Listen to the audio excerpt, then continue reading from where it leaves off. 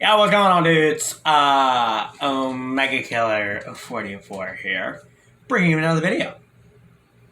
So, Alexander Pope once said that he who tells a lie is not sensible of how great a task he undertakes, for he must be forced to invent 20 more to maintain that one. Truer words were never said. Or were they? Below you will find a list of the most common fibs spat our way on a daily basis.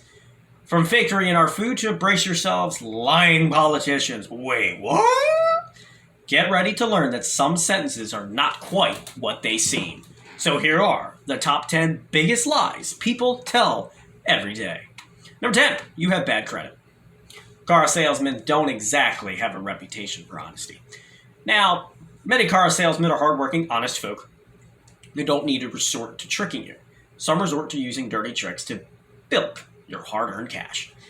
It is difficult to single out just one common lie that is commonly told in this industry, given the vast number of documented tricks. But this little tactic is insidious, simple, and very common, especially in the US and UK. It is an easy way to easily squeeze more cash out of punters.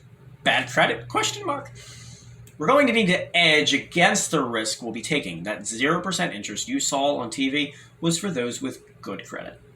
You're going to have to fork out 9%. Sorry about that. Most people don't know their credit score. So what if you don't have bad credit?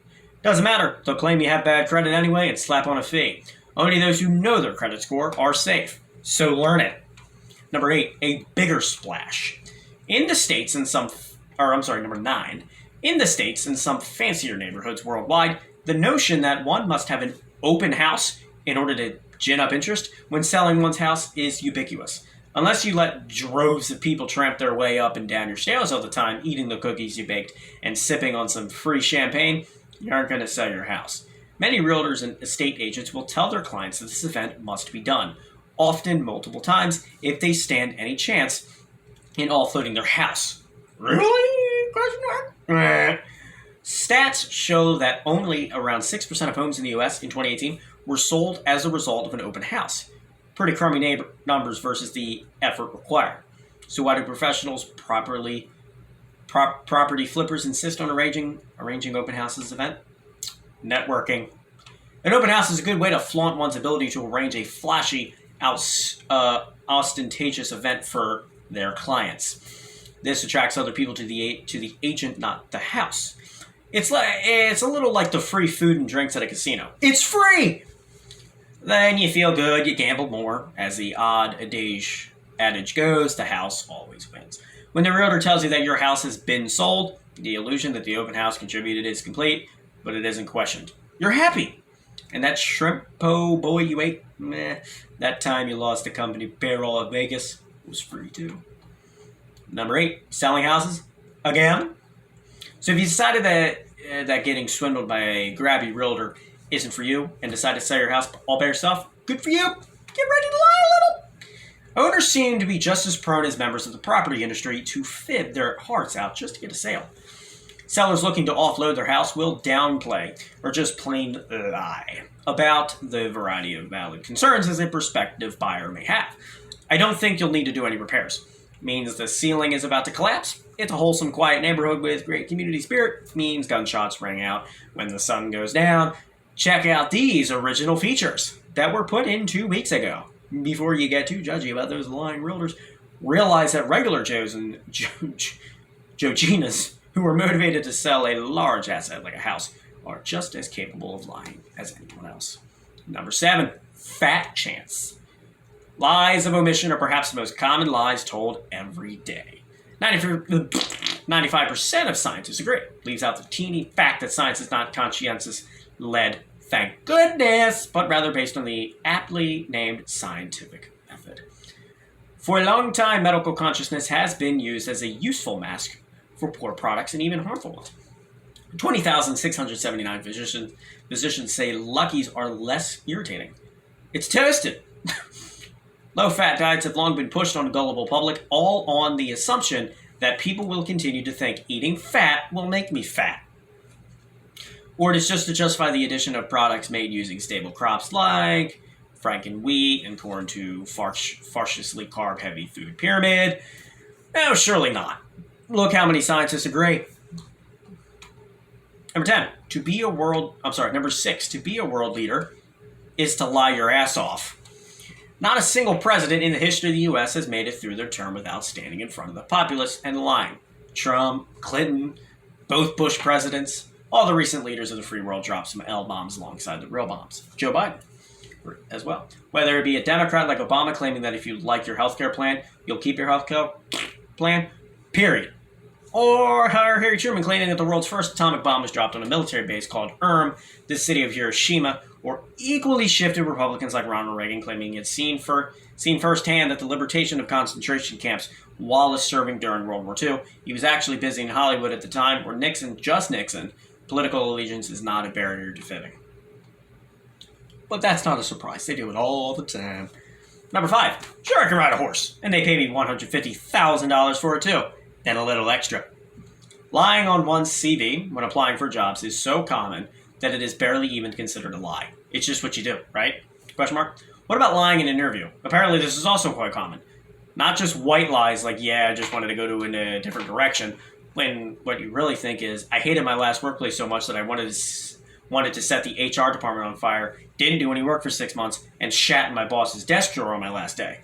Actors are famous for lying in their CV. Skills like speaking other languages fluently, the ability to sing and dance, or background in combat are a par for the course on every actor's CV, regardless of whether it's true. But white-collar workers are just as likely to fib about knowing how to code, ability in various Microsoft products, and even academic achievements to just get the job. Another very common lie told by job seekers is how much they had been paid at their previous job. It's little ploys to try and ensure a higher wage from their new company. If you say you earn $22,000, the new guys will offer you $23,000. You actually earn $2.50 an hour, plus a bag of magic beans if you hit your performance bonus. Speaking of performance bonuses, this seems to be the major lie that everyone just accepts.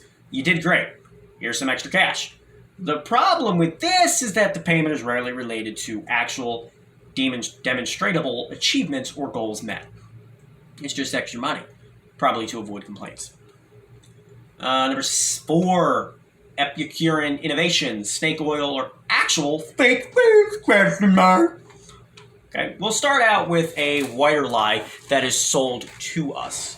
Diet for low-fat foods is good for us. And in fact, this isn't all that white a lie when you consider the amount of sugar and salt that is to be found in these healthier options. The reduced or lack of fat in any given foodstuff is a clever trick to convince you of the nutritional benefits. No fat in the food, no fat on your love handles.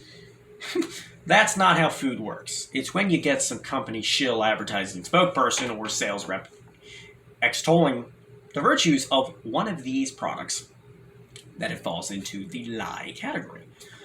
But that is more of a lie of omission. There are more direct lies to be found in restaurants, food stores, and even hipstery farm-to-table type places. What you're being sold may not be what it seems. That wild-caught salmon could be a farm salmon from Norway. The Parmigiano Reggiano, a cheap knockoff from Argentina, or flavored wood shavings if grated. You want a prime piece of Kobe beef with truffle butter? How about cheap low-grade American beef with a mix of margarine and truffle-flavored oil? Restaurateurs, chefs, and food companies lie like this all the time. They are fully aware that the chances of some class action lawsuit based on a small price differential between the market value of the relevant thing versus the fake crap they sell probably won't occur, even if they are uncovered. Be careful what you eat. It may not be what it seems. Number 3, the most innocent of lies. Some people believe that God exists. Some people believe this notion is a fantasy. But we can all agree telling your kids that there is a giant rabbit that will leave egg-shaped chocolates in your garden is lying. What about telling them that a fat white bearded man is going to break into your house one night and leave presents under a tree if they're good all year? Disclaimer, I am reading this off a website. I put the website in my description. I don't do research because I'm lazy. I'm just reading this, okay? I don't believe this. I mean, I don't believe in Santa, but don't shoot the messenger. When written like this, these largely harmless untruths begin to look more sinister. Maybe the most innocent lie is always the most bizarre. The tooth fairy fallacy. Why on earth do parents see it as necessary to pay their children for each tooth that they shed? Furthermore, why is the idea that Tinkerbell's cousin is the one who comes and collects it? As fun as all of these primers to the notion that of the mythic are maybe we could do without the tooth fairy, short of implying that selling one's body parts for cash is a viable option. It's unclear what the lesson is here. Number 2, men lie. Really? And so do women. When London's Science Museum surveyed a few thousand people to ascertain facts about their lying habits, they found that men will lie around 30% more than women. Men will tell around 3 lies a day, amounting to a whopping 10 or 1,092 whoppers a year. That's a lot of bullshit, lads. The poll also found that men lied to their mothers more than their partners. Lies like, I'm on the way, I had no cell phone signal, or I'm stuck in traffic. Just a lot of missed dinners with mommy. Oh my god, I'd do anything to spend time with my mother. Sorry, I missed your call. Suggest a lot of video gaming while it's their pockets. When men did decide to play fast and lose with the truth when asked a question by their significant other, the vast majority pertained to their drinking habits. I didn't have that much to drink. This suggests that, despite the suggestive nature of that much, these guys knew exactly how much they drank. And it was a lot. Another beauty was, now your butt doesn't look big in that, suggesting that the Science Museum mainly surveyed men from 90s sitcoms. But who we can argue? You can't argue with the Science Museum. And number 1, women lie too, just less. Before you go thinking that blokes are off spouting a lot of porkies, to all and sundry, women have their fair share of commonly uttered lies too. More often, according to the same study in the last entry, women tend to lie about how they feel. I'm fine when she most certainly is not. They share a few common lies with their male counterparts. I didn't drink that much. It wasn't that expensive. No, I didn't open a credit card. I added that one on my own. And on receiving a gift. Both sexes like to trot out. It's just what I've always wanted. All the ladies lie less than men, as well as feel more guilty about the lies that they tell. Both sexes returned a startling stat with regards to their habits in truth bending. 75% of people suggested it was okay to lie to spare somebody's feelings. One wonders if this is more a no, don't be silly, you're not going bald sort of thing, or a no, don't be silly, I wasn't the one who shot your parents kind of fib. Both lies spare the other person's feelings. Alright, everybody, I want to thank you for watching.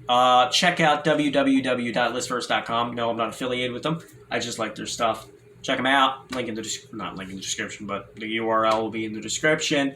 The author is CJ Phillips. He will also be in the description. Hope you all enjoyed, and I will see you in the next video. Bye-bye!